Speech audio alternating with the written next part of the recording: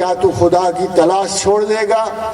تو پھر میری بات اتنی یاد رکھنا کہ وہ ہے، وہ موجود ہے، وہ خلق کی رضا سے بہت بالا ہے، وہ شکوک و شبہات سے بہت بلند ہے، اور جو اسے تلاش کرے گا چاہے کسی زمانے میں کرے چاہے کسی وقت میں کرے، اللہ اسے ہر حال میں اپنے رسوخ تک، اپنی ملاقات تک، شناسائی تک، مصاحبت تک، ہمسائیگی تک ضرور پہنچائے گا۔ خواتین و حضرات، یہ میرے سوال کا جواب تھا، اور اس کے ساتھ ہی یہ اس سوال کا جواب بھی تھا کہ بڑے بڑے اولیاء اللہ تعالیٰ العزیز نے، بڑے بڑے ماہرین تعقل نے، بڑے بڑے متجسس حضرات نے جو شیخ کے بارے میں لکھا کہ ناکسارا، پیر کامل، کامل آرا، رہنما، یہ کتاب جس مقصد سے لکھی گئی، اصل میں اس کتاب کے پیچھے جو خواہش تھی وہ آج بھی اسی طرح زندہ ہے، اس سے زمانوں کو کوئی فرق نہیں پڑتا، اوقات اس کی رستے میں حائل نہیں ہوتے۔ آج بھی جسے خدا ہے، بزرگ و برتر کی تلاش ہے، جسے محبت کی تلاش ہے، اللہ کے قرب اور ہمسائیگی کی تلاش ہے، آج بھی اسے کشف المحجوب اسی طرح بھرپور رہنمائی دیتی ہے جیسے ان کے اپنے زمانے میں تھا۔ خواتین و حضرات، تصوف کی عمومی دنیا پہ جب ہم نظر کرتے، بہت اولیاء ہیں، بڑے قابل قدر ہیں، بڑے خوبصورت اور قیمتی اقوال ہیں ان کے، ہر قول عمل میں جانے کے بعد اپنی خاصیت دکھاتا ہے۔ سننے میں جیسے حضرت اعلیٰ نے فرمایا کہ متصوف بھی بہت ہیں، مستصوف بھی بہت ہیں، صوفی بہت کم ہیں۔ انٹلیکچول ہائٹس پہ جا کے تلذذ گفتگو صوفیانہ بھی ہوتی ہے۔ شعر میں بھی ہم ہر شاعر میں تصوف کا پہلو نکال لیتے ہیں، جب وہ بوڑھا ہو جائے، دانت گر پڑیں، تو ہم ہر شاعر میں تصوف کا پہلو نکال لیتے ہیں۔ تصوف نکالنا بڑا آسان ہے، میچورٹی کے کسی بھی پیٹرن سے ہم دراصل خلط مبحث میں پڑ جاتے ہیں۔ کنسپچول، مینٹل اور ٹیمپورل میچورٹی کو ہم مسٹیسزم سمجھتے ہیں، ایسا بالکل نہیں، ایسا بالکل نہیں ہے۔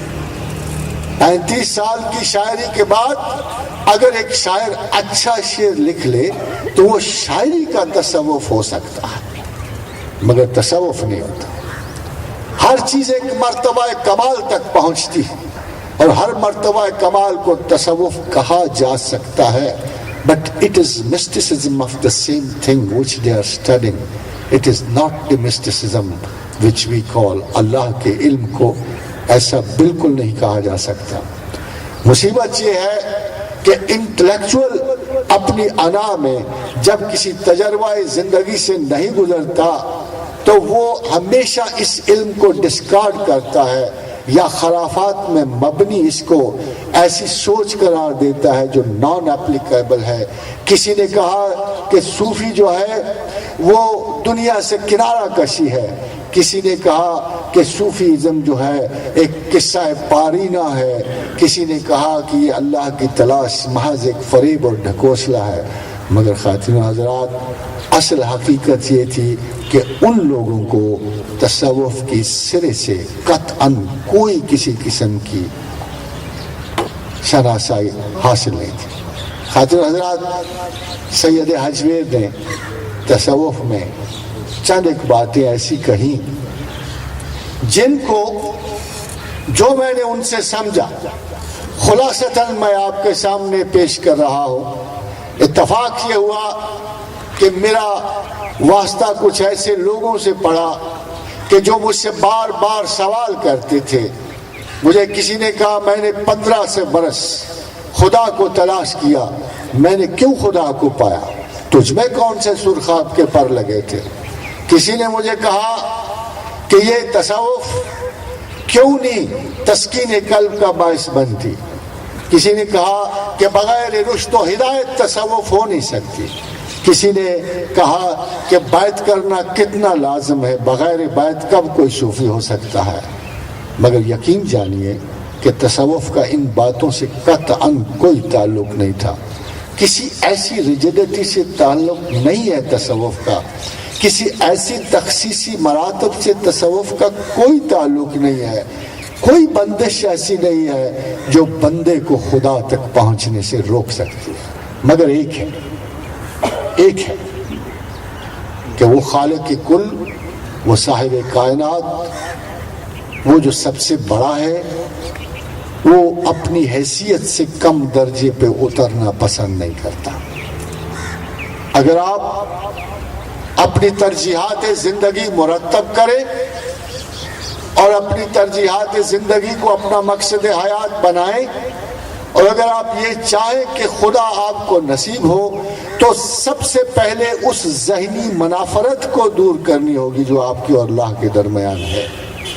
اللہ کسی بھی قیمت پر، کسی درجہ ثانویہ پر اترنے والا نہیں ہے.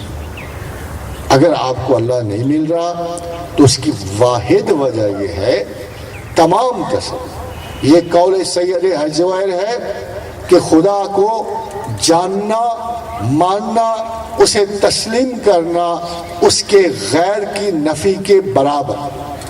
مگر جہاں اللہ نے ہمیں اجازت دی ہر اس چیز سے فائدہ اٹھانے کی جو آپ کے زندگی کے لیے کارآمد ہے، وہاں ایک قید ضرور لگائی کہ اگر تم دوسری ترجیحات کو مجھ پہ ترجیح دو گے تو پھر میں کسی قیمت پہ آپ سے ملنے والا نہیں ہوں. یہ توہین مرتبہ عالیہ کو کسی قیمت پہ پسند نہیں ہے. خواتین حضرات، میں امریکہ میں پروفیسر مارٹن شیٹ سے ملا. وہ ریلیٹیوٹی اور کوانٹم کے استاد تھے. میں بحیثیت شاگرد چاہتا تھا کہ کچھ ریلیٹیوٹی کے جدید ترین اسباق ان سے سیکھوں. وہ کسی اور مقصد کے لیے آئے تھے. تو انہوں نے مجھے کہا، پروفیسر پیپل سے you know God. I have also searched for God for 14 long years. Why didn't I find God? اور آپ کو پتا ہے بات کرتے ہوئے جب ہونٹ سکڑ رہے ہوں تو مطلب یہ ہے کہ تنزیہ بات ہو رہی. تو میں نے کہا، professor, God is not a byproduct of mathematical researches. It has to be the top priority of intellectual curiosity. اگر آپ کی ذہانت، آپ کے علم آپ کو یہ چھوٹا سا درجہ رسپیکٹ بھی اللہ کا نہیں بتا سکتے تو پھر آپ اللہ کے قابل نہیں ہو. خالق کبھی مخلوق کے مراتب تک نہیں اترتا. وہ تمام دعوی علمیہ ناقص ہے جس میں آپ کسی شائع کو، کسی فرد کو، کسی بھی قسم کے علم کو جب خدا کے علم سے آپ برتر جانتے ہو تو پھر اللہ آپ سے بالکل نہیں ملتا. مگر جب آپ یہ مغایرت دور کر، میں جانتا ہوں، آپ بھی جانتے ہیں کہ ہم اعمال سے اپنے اس دعویٰ کو پورا نہیں کر سکتے. ہمارے اعمال سست رو ہے، خیال بہت تیز ہے. یہ اشہب خیال برق رو ہے اور یہ پتہ نہیں کہاں سے کہاں کی زقند لگاتا ہے. تجلیات فکر جو ہے یہ آسمان گیر ہیں، یہ زمین سے کب کے نکل جاتے ہیں. سوال یہ پیدا ہوتا ہے کہ بدن زمین سے باہر نہیں نکل سکتا. بدن وجود سست رو ہے، اس کو خیال تک آتے ہوئے بھی برسوں لگ جاتے ہیں.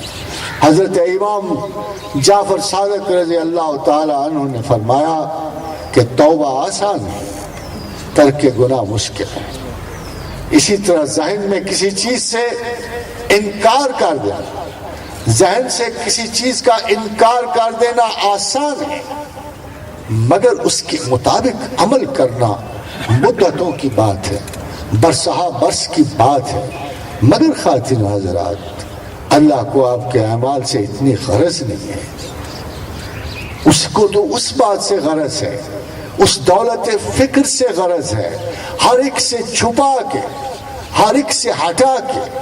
یہ امانت علمیہ اس نے آپ کو دے دی اور کام صرف اتنا رکھا کہ پہچانو گے کہ نہیں، اور یہ بھی جانا کہ انہو کان ظلوما جہولا، کہ تم یہ انصاف نہیں کر سکو گے، پرائیورٹیز مینٹین نہیں کر سکو گے۔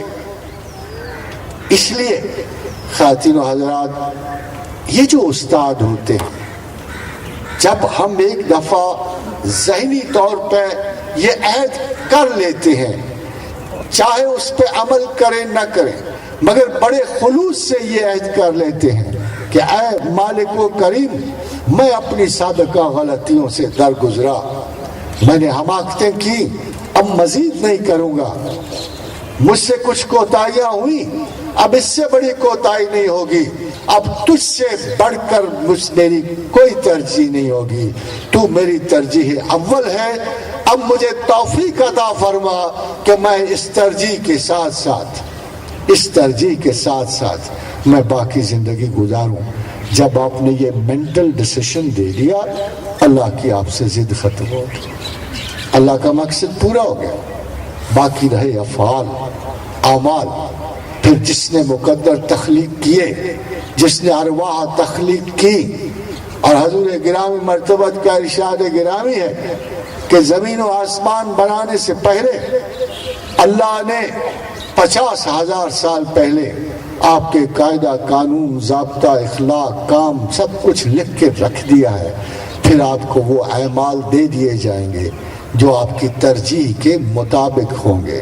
جب ترجیح بگڑے گی تو اعمال اس کے مطابق ہوں گے، پریشانیاں اس کے مطابق ہوں گی، شوگر اور رینل فیلئر اس کے مطابق ہوں گے، بے سکون تب ہوں گے، بے چین تب ہوں گے جب آپ اپنی ترجیح اول کے تعین میں ناکام ہو جائیں۔ خواتین حضرات، یہ اتنا بڑا سبق ہے جو ہمیں سید حجویر سے ملتا ہے۔ سید حجویر سے کیوں؟ میں یہ آپ کو بتانا چاہتا ہوں۔ اتنا بڑا عالم، اللہ اور اس کے رسول